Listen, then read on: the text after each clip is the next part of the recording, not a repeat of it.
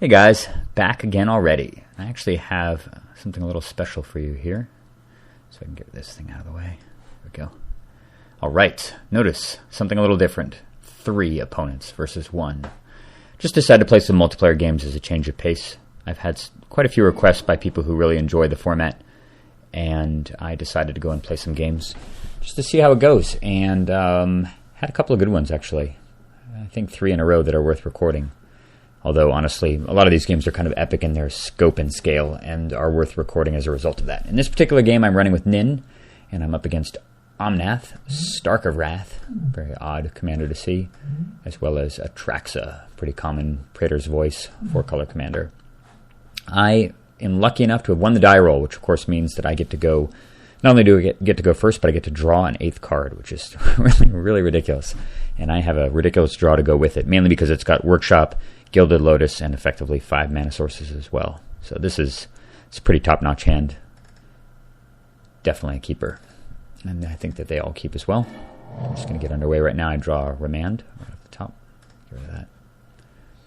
No reason to take damage right off the bat here. And I've actually found Nin to be a pretty solid deck in multiplayer. I make a modest amount of adjustments. I think I bring in 4 cards. I take out Amnesia, Spell Pierce, Daze, and I think one of the more heavy counter spells. I think I dropped the Dismiss a while ago.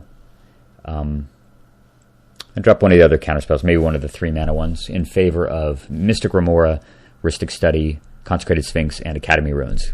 Specifically Academy Runes because so many of these games come down to Winter Orb or Veldican Shackles, and having the ability to get back one or both of those permanents if they're destroyed is really instrumental to victory. And in case you notice, my hand size is nice and fat. These cards are big. These ones are tiny. Let me see if I can make them bigger. Let's see the card size. There we go. All right. Giant Steam Vents. It's as big as I can get it, guys. Sorry. But at least you can see my hand. All right. See what these guys are up to. I'm just hoping, anytime you play one of these games, you're just hoping that the opponents don't get Crypt or Soul Ring. It's just got Mosswort Bridge, which is neither. The Stark of Wrath guy. Dane Quixote. Let's play some Mountain. Alright, everyone's starting nice and slow, which suits me just fine. He's got a Tri-Land.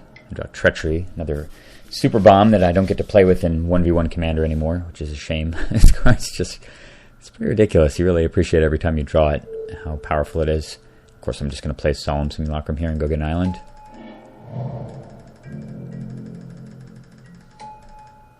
He plays a Dryad Arbor, which I completely understand if he has no turn 2 play, because he really wants to cast that sweet, sweet Omnath on turn 3. Alright. Mr. Mountain does nothing. And I'm so set up to just play my Lotus, and I've got both Mana Leak and Remand and Muddle to defend it, as well as potentially Into the Royal as well. It's definitely just looking amazing, and he just plays a useless Swiftfoot Boots. Awesome. My deck coughs up an island as well, so I even have the Into the Royal with Kicker. So, of course, the option here is do I play Nin the Pain Artist right now and just assume that my Lotus is going to stick around. I decide it's not worth it. This guy's got red mana. This guy's got black and white. Could potentially just kill Nin or kill the Lotus and leave me stranded. So, with that in mind, I expect that if they do chase after the Lotus, I'll be happy to Into the Royal it with Kicker.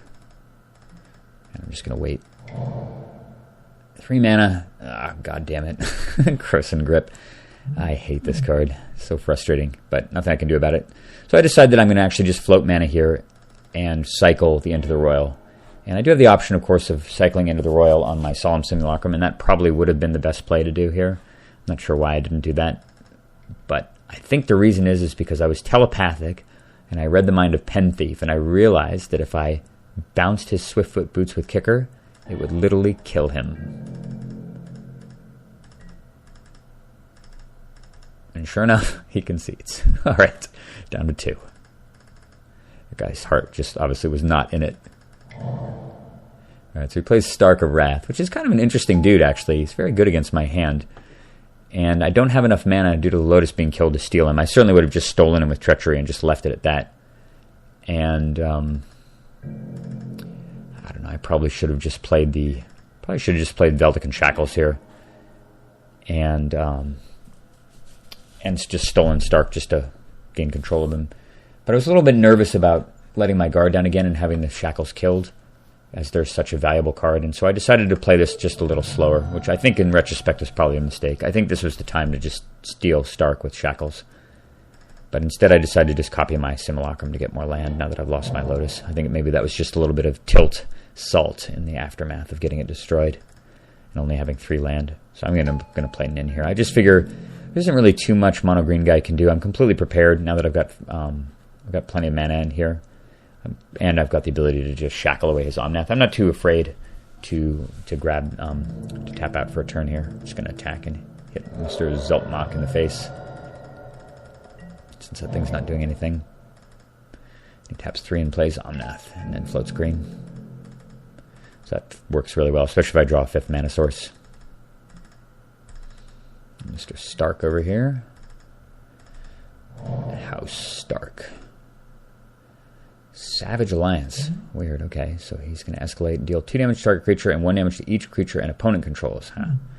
Well, he could blow out... Well, not blow him out. I guess he'd just kill the Dryad Arbor. But he can kill Nin and he can kill a Solemn Simulacrum. So, of course, he goes for that. And I get to draw a card at least, which increases the chances of me drawing blue mana. Or any mana, for that matter. And I get Shivan Reef right off the top. So I'm not terribly sad to lose Nin. He's kind of just out there to hang out. And it costs him a card anyway, so...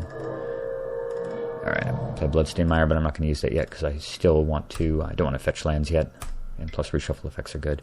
So after thinking about this a lot, I decided I was going to go and try to just Treachery the Omnath. And of course, this play could backfire a little bit because if he decides to Stark of Wrath the Omnath in response, it'll destroy the Omnath, he'll gain control of Stark, and the Treachery will fizzle and I won't get to untap, which would be kind of sad. But I figure it's not the end of the world, and obviously I can't Treachery Stark himself because he'll just target himself, destroy himself with his effect, and nobody gets control of him. So he's kind of treachery-proof once he revs up, which would have been another reason to steal him initially with the Shackles, which is now sitting in my hand. But I'm going to Treachery Omnath, and as soon as it lands, I'm quite happy. And I spend about 6 minutes trying to get my 5 lands untapped. You can see the numbers constantly changing over here. It's like 4 remaining, 3 remaining, 2, 3 again, 2, 1, victory. Ridiculous. The thing is, the lands are so small, and there's not a really particularly good indicator about when you've selected them in the interface, which is really stupid. I think it used to be a lot better. You used to get arrows and stuff, and now you just kind of guess. You have to go by that number and pray that you got it right, especially if there's a big pile of lands that you can't spread apart. I hate the 3.0 interface still. But at least I've got a hold of Omnath now, and there's some reason potentially to cast Nin here again to start the shenanigans, but I decided I'm just gonna chill here. And after some more thought, I decide I'm going to play the Muddle the Mixture and go get a mana drain. And this is basically just to incentivize my opponents sitting back and doing nothing, which will give me time to get Nin online again. It's basically just entirely a threat play. You can see the various options in here. I think you can see a couple of the sideboard choices. They're screwing around there. Yeah, there's Consecrated Sphinx right there. And there's the Remora, and Rustic Study, and Academy Ruins. I think those are the only 4 cards that I added. But of course, I'm just taking Mana Drain. So Mana Drain hops in my hand. Just chilling. Probably should have also tapped my lands differently here. I think that probably tapping the Steam Vents and leaving 2 islands untapped would have been wise, given the fact that I'm immune to Wasteland. So he plays Gaia's Touch, which is kind of an awesome card you don't see played very often. It's kind of quasi-fast bond. And it only allows you to get forests, but in a mono-green deck, that's pretty awesome. And it's a one-shot Soul Ring, too, which is pretty fantastic. It's actually almost it's a Dark Ritual on the turn after you play it, which can be really good for hitting your top end and stuff. And he attacks me for 1 out of spite. Even though I'm tempted to block with his 1/1, I decide not to. Go back to Mr. Stark. And he casts Burning Inquiry. Each player draws 3 cards, then discards 3 cards at random. So it's pretty evident that Mr. Dane Quixote is playing some sort of troll deck. It's like the opposite of Group Hug. It is just, it's kind of just annoying cards that people don't like Stark of Wrath, and certainly this thing. And my hand is amazing. There's no way that drawing 3 cards and discarding 3 is going to improve my hand. So as much as I hate to do it, it's also the fact that Zultmach didn't play any forest last turn, which makes me feel that he doesn't, well, I mean, obviously he doesn't have any more lands in play. or in his hand, so I don't really want him drawing more mana, and I don't want him drawing artifact removal either, which he probably doesn't have either. So with that in mind, sadly, I'm going to mana drain this dumb card. And Dane just says done, which is good. It'll certainly make casting Nin a little bit easier, and I draw a command tower. And so I'm just going to run Nin out here and just wait a bit. Still have the ability to mana leak or remand. I'm not attacking here just because I want to play diplomatic. I don't want to make enemies. Maybe they'll leave me be for a while. And Mr. Zeltmach sacks his Gaia's Touch and casts Cage Sun. Wow, alright, well, that's certainly a remand target right there.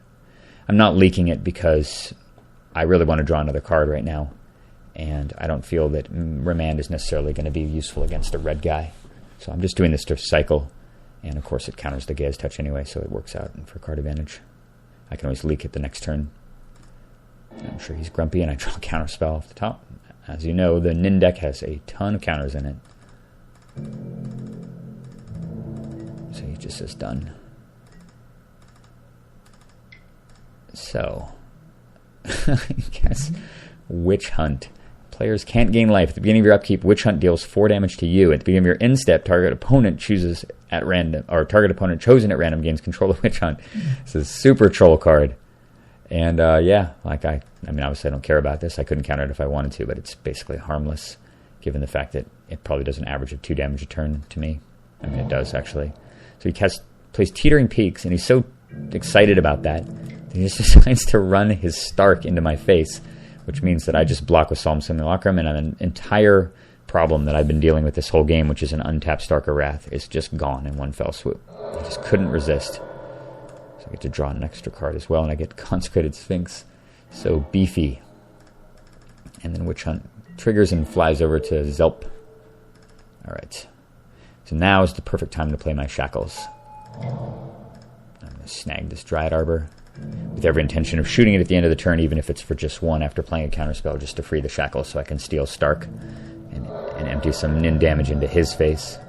And now poor Zeltmach is down to just 4 mana with that big Cage Sun in his hand. I think he's grumpy. He just ends his turn. Jumps back to Dane, who takes 4.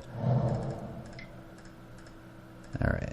He's tapping a bunch of land here, and he casts Shard Phoenix, which would be pretty devastating against me, honestly. Killing, I mean, I guess I can shoot in response to the sack and draw 3 cards off of the Dryad Arbor, but it does give him his commander back, and it also is a I don't know, recursive source of damage.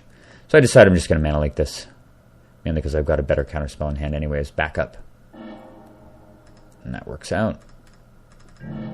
And then Mr. Zeltmach scoops before I can shoot his dude. So you're out of there. That means I get the Witch Hunt. Gimme. Want it all. And before I can even gain control of the Witch Hunt, Dane packs it in as well. And he was totally screwed anyway. He's got 3 cards in hand. I'm going to play a Consecrated Sphinx with a counterspell as a backup and an untapped Velikan Shackles. And there's no coming back from that at all. So a quick little game, obviously not the most stalwart of opponents, but that's the thing about multiplayer, is that when you get 2 or 3 people ganging up on you, it can 2 or 3 bad or mediocre aggregate opponents can equal or exceed 1 good opponent, and it's always an interesting mental exercise trying to deal with multiple threats at once. So hope you guys enjoyed that game, especially if you're a fan of multiplayer.